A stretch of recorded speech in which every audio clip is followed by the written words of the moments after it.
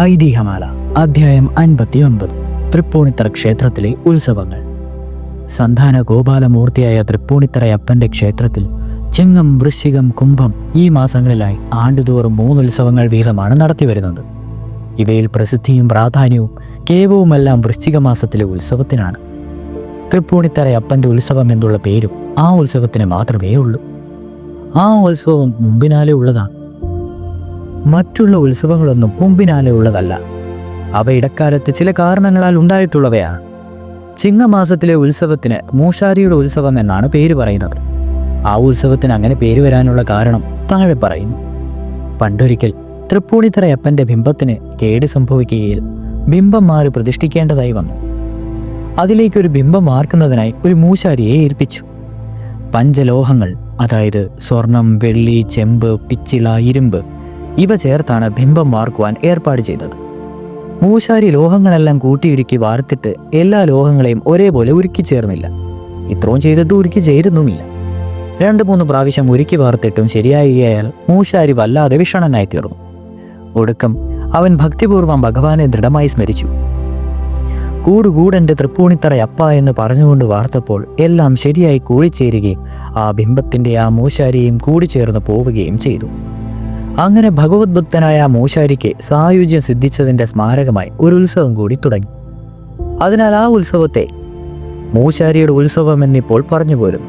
ഇനി കുംഭമാസത്തിലെ ഉത്സവം ഉണ്ടായതിൻ്റെ കാരണം പറയാം.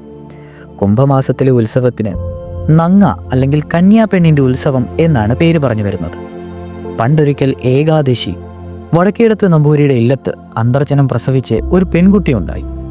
ആദ്യമായി ഉണ്ടായ ആ കുട്ടിയുടെ അതിൻ്റെ മാതാപിതാക്കന്മാർക്ക് അപഹരിതമായ വാത്സല്യമുണ്ടായിരുന്നു. ചില നമ്പൂരിമാർക്ക് പെൺകുട്ടികളെക്കുറിച്ച് വാത്സല്യമുണ്ടായിരിക്കാറില്ല. അവരെ വിവാഹം കഴിക്കെടുക്കാനുള്ള ബുദ്ധിമുട്ട് വിചാരിച്ചിട്ടോ എന്തോ എപ്പോഴും അവരിങ്ങനെയൊക്കെയാണ് വിചാരിക്കുകയും പറയുകയും ചെയ്യുന്നത്. അത് മനുഷ്യത്വമല്ലെന്നാണ് ചിലരുടെ അഭിപ്രായം. ചിലർക്ക് ആൺകുട്ടികളിലേക്കാൾ അധികം വാത്സല്യം പെൺകുട്ടികളെക്കുറിച്ചായിട്ടും കാണുന്നുണ്ട്. പ്രായോശമാനവന മകളരിൽ മുകളേറും പക്ഷപാതാരി രേഖം എന്നുണ്ടല്ലോ. വടക്കേടത്ത് നമ്പൂതിരിയും ഇക്കൂട്ടത്തിലുള്ള ആളായിരുന്നു. ആ പെൺകുട്ടിക്ക് ജാതകവശാൽ 12 വയസ്സ് കഴിയുന്നതുവരെ വലിയ ഗ്രഹപ്പഴയൊന്നും തദ്ദോഷ പരിഹാരാർത്ഥം ആ കാലം കഴിയുന്നതുവരെ കുട്ടിയെ പതിവായി തൃപ്പൂണിത്തറ ക്ഷേത്രത്തിൽ കൊണ്ടുപോയി സ്വാമി ദർശനം കഴിപ്പിക്കണമെന്നുമുണ്ടായ ജ്യോത്സ്യവിധി പ്രകാരം ആ കുട്ടിയെ 6-ാം മാസത്തിൽ അതിൻ്റെ അന്നപ്രാശനം കഴിഞ്ഞപ്പോൾ മുതൽ പതിവായി തൃപ്പൂണിത്തറയിലേക്ക് കൊണ്ടുപോയി തൊഴിച്ചിരുന്നു. അങ്ങനെ ശൈശവകാലം മുതലേ ശീലിച്ചു വന്നതിനാൽ കൗമാരകാലമായപ്പോൾ ആ കുട്ടിക്ക് തൃപ്പൂണിത്തറയുടെ സ്വാമി ദർശനത്തിന് പോകുന്ന കാര്യത്തിൽ വളരെ സന്തോഷവും ശ്രദ്ധയും നിർബന്ധവും ഉണ്ടായിത്തീർന്നു. ഒടുക്കം ആ കന്യക തൃപ്പൂണിത്തറയപ്പനെ തൊഴാതെ ജലപാലനം കഴിക്കുകയില്ലെന്ന് തീർച്ചപ്പെടുത്തുകയും നിഗ്വിഘ്നം അത് അങ്ങനെ തന്നെ നടത്തിക്കൊണ്ടിരിക്കുകയും ചെയ്തു. അങ്ങനെ ആ കന്യകയ്ക്ക് 12 വയസ്സ് കഴിഞ്ഞു. അതുവരെ ആ ബ്രാഹ്മണ കുമാരിക്ക് യാതൊരു സുഖക്കേടും ഉണ്ടായിരുന്നില്ല. ഇതിനിടയ്ക്ക് അച്ഛൻ നമ്പൂരിക്ക് ആണായിട്ടും പെണ്ണായിട്ടും 3-4 കുട്ടികൾ കൂടി ഉണ്ടാവുകയും ചെയ്തു. എല്ലാം തൃപ്പൂണിത്തറയപ്പൻ്റെ കാരുണ്യം കൊണ്ടെന്ന് വിശ്വസിച്ച ആ ബ്രാഹ്മണ കുടുംബക്കാർ സന്തോഷിച്ചു കൊണ്ടിരിക്കുകയും ചെയ്തു. ജ്യോത്സ്യന്മാർ പറഞ്ഞിരുന്ന കാലാവധി കഴിഞ്ഞുകൂടിയതിനാൽ ഇനി ഈ കന്യകയ്ക്ക് ആപത്തൊന്നും ഉണ്ടാവുകയില്ലെന്ന് അവിടെ എല്ലാവരും തീർച്ചയാക്കി. എങ്കിലും കന്യക തൻ്റെ സ്വാമി ദർശനം പിന്നെയും വിഘ്നം കൂടാതെ നടത്തിക്കൊണ്ടേയിരുന്നു. അങ്ങനെയിരിക്കുന്ന ഒരു കാലത്ത് ഈ കന്യകയെ വിവാഹം കഴിച്ചു കൊടുക്കണമെന്ന് ആവശ്യപ്പെട്ടുകൊണ്ട് ഒരു നമ്പൂരി വന്നു ചേർന്നു. അദ്ദേഹത്തെ സമ്പത്ത് കൊണ്ടും സൗന്ദര്യം കൊണ്ടും ആഭിജാത്യം കൊണ്ടും എന്നു വേണ്ട എല്ലാം കൊണ്ടും ഈ കന്യകയ്ക്ക് അനുരൂപയായിരുന്നതിനാൽ അച്ഛൻ നമ്പൂരി ജ്യോത്സ്യന്മാരെ വരുത്തി വധൂവരന്മാരുടെ ജാതകങ്ങൾ നോക്കിക്കുകയും ജാതകം ചേരുമെന്ന് ജ്യോത്സ്യന്മാർ സമ്മതിക്കുകയും കാര്യം തീർച്ചപ്പെടുത്തി വിവാഹത്തിന് മുഹൂർത്തം നിശ്ചയിക്കുകയും ചെയ്തു. ഈ വർത്തമാനം അറിഞ്ഞപ്പോൾ ആ കന്യകയ്ക്കുണ്ടായ വ്യസനം അതിദുഃഖമായിരുന്നു. വേളി കഴിക്കുവാൻ വന്ന നമ്പൂരി ദൂരസ്ഥനാകിയാൽ തൻ്റെ മാതാപിതാക്കന്മാരെ പിരിഞ്ഞു പോകണമല്ലോ എന്ന് വിചാരിച്ചല്ല ആ പെൺകിടാവ് ദുഃഖിച്ചത്. അതിനെക്കുറിച്ച് ആ സാധുശീല ഓർത്തോ എന്ന് തന്നെ സംശയമാണ്. വേളി നിശ്ചയിച്ചു എന്നറിഞ്ഞപ്പോൾ തൻ്റെ സ്വാമി ദർശനം മുടങ്ങുമല്ലോ എന്ന് വിചാരിച്ചാണ് ആ പെൺകുട്ടിക്കുണ്ടായത്. അത് നിമിത്തമുണ്ടായ ദുസ്സഹസം മനസ്സിലാക്കിക്കൊണ്ടാണ് ആ കന്യക തൻ്റെ പതിവ് പിന്നെയും മുട്ടിക്കാതെ നടത്തിക്കൊണ്ടേയിരുന്നത്. ആ കന്യക വേളിയുടെ തലേ ദിവസം തൊഴുവാനായി നടയിൽ ചെന്ന സമയം വ്യസനം സഹിക്കാൻ വയ്യാതെ പൊട്ടിക്കരഞ്ഞുകൊണ്ട്, എൻ്റെ തൃപ്പൂണിത്തറയപ്പ, ഞാനിനി എന്നാണ് എൻ്റെ സ്വാമിയെ കണ്ട് തൊഴുതുന്നത്? നാളെ കാലത്ത് എൻ്റെ വേളിയായി. അത് കഴിഞ്ഞാൽ ഉടനെ എന്നെ കൊണ്ടുപോവുകയും ചെയ്യും. എൻ്റെ തൊഴലും മുട്ടും.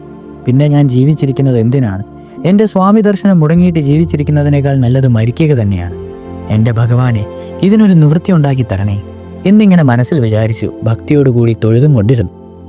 ആ സമയം തൃപ്പൂണിത്തറയപ്പൻ കൈനീട്ടി തന്നെ ശ്രീകോവിലിനകത്തേക്ക് വിളിക്കുന്നതിനായി നങ്ങയ്ക്ക്, അതായത് കന്യകയ്ക്ക് തോന്നി. ഉടനെ ആ പെൺകിടാവ് അകത്തേക്ക് കയറി ചെല്ലുകയും ആ വിഗ്രഹം കൈനീട്ടി ആ കന്യകയെ പിടിച്ച് തൻ്റെ മാറോട് അണയ്ക്കുകയും ആ സമയമുണ്ടായ പരമാനന്ദത്തോടും കൂടി കന്യക ആ ബിംബത്തെ മുറുകെ കെട്ടിപ്പിടിക്കുകയും ആ ബിംബത്തോട് ചെയ്യുന്ന അദൃശ്യമായി ഭവിക്കുകയും ചെയ്തു. ദേവസായുജ്യം സിദ്ധിച്ച കന്യകയുടെ വളകൾ, മോതിരങ്ങൾ മുതലായ ആഭരണങ്ങൾ ബിംബത്തിൻ്റെ പീഠത്തിന്മേൽ കിടന്നിരുന്നത് ശാന്തിക്കാരനെടുത്ത് ദേവസ്വത്തിൽ ഏൽപ്പിച്ചു. അവ ഇപ്പോഴും അവിടെ ഭണ്ഡാരത്തിൽ ഇരിക്കുന്നുണ്ടെന്നാണ് അറിയുന്നത്. ആ കന്യകയുടെ സ്മാരകമായി നടത്തിവരുന്നതാണ് കുംഭമാസത്തിലെ ഉത്സവത്തിന് നങ്ങപ്പെണ്ണിൻ്റെ ഉത്സവം എന്ന് പറഞ്ഞ് നാമം സിദ്ധിച്ചത്. ഈ ഉത്സവകാലത്ത് ഒരു ദിവസം വടക്കേടത്ത് നമ്പൂരിയുടെ ഇല്ലത്ത് തൃപ്പൂണിത്തറയപ്പനെ എഴുന്നള്ളിപ്പിച്ച് കൊണ്ടുപോവുക ഇപ്പോഴും പതിവുണ്ട്. ആ ദിവസം ആ ഇല്ലത്ത് കേമമായി സദ്യ നടത്തുകയും ഇല്ലത്തുള്ളവർ തൃപ്പൂണിത്തറയപ്പനെ മോതിരമിടുകയും തൃപ്പൂണിത്തറയപ്പൻ്റെ വകയായ ആ ഇല്ലത്തുള്ളവർക്കൊക്കെ ഓണപ്പുടവ കൊടുക്കുകയും മുതലായ അനേകം ചടങ്ങുകൾ ഈ ഉത്സവങ്ങളെ സംബന്ധിച്ച് ഇപ്പോഴും നടന്നു വരുന്ന സ്ഥിതിക്ക് ഈ ഐതിഹ്യം കേവലം അടിസ്ഥാനരഹിതമാണെന്ന് വിചാരിക്കുവാൻ പാടില്ലല്ലോ. ഇതോടുകൂടി ഐതിഹ്യമാല അധ്യായം 59 സമാപിച്ചിരിക്കുന്നു. ഇനി അധ്യായം 60 ആറന്മുള മാഹാത്മ്യം തുടരും.